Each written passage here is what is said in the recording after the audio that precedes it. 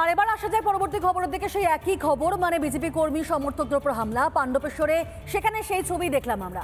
মাথা ফাটলো বিজেপি কর্মীদের, ভাঙচুর করা হলো বাইক, পুলিশের সামনে মারধরের অভিযোগ তৃণমূলের বিরুদ্ধে। তা মানতে নারাজ আবার শাসক দল, তাই প্রতিবাদে মিছিল করলো পদ্মসেবে। দেখুন সে ছবি। বিরাট ক্ষতি করছিস, বিরাট ক্ষতি করছিস। আমি এখানে মরে যাবো।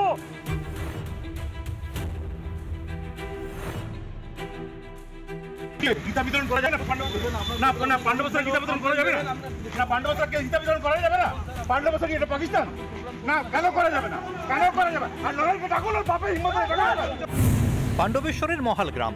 বুধবার এই গ্রামে কর্মসূচি ছিল বিজেপির, আর সেই কর্মসূচি শুরুর আগেই পদ্মের কর্মী সমর্থকদের ওপর হামলার অভিযোগ।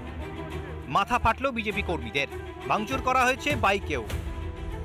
পুলিশের সামনেই দাপাদাপির ছবি ভাইরাল।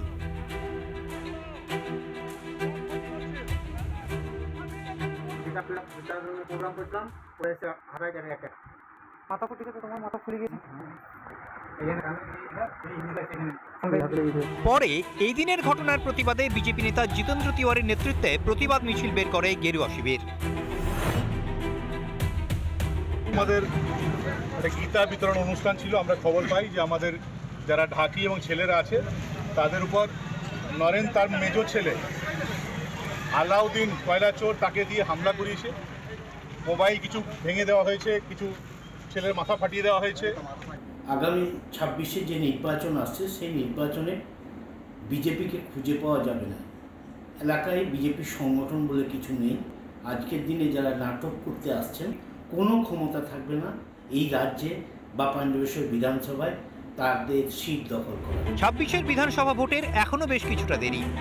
এর মধ্যেই নানান দিকে মারপিট, ধমক চমকের রাজনীতি শুরু করেছে শাসক দল।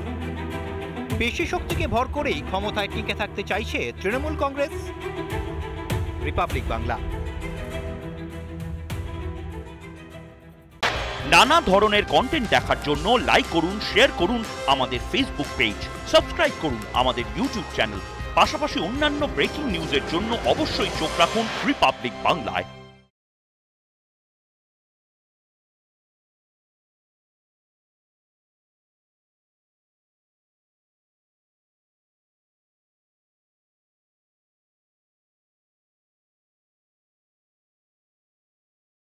নানা ধরনের কন্টেন্ট দেখার জন্য লাইক করুন, শেয়ার করুন আমাদের ফেসবুক পেজ, সাবস্ক্রাইব করুন আমাদের ইউটিউব চ্যানেল।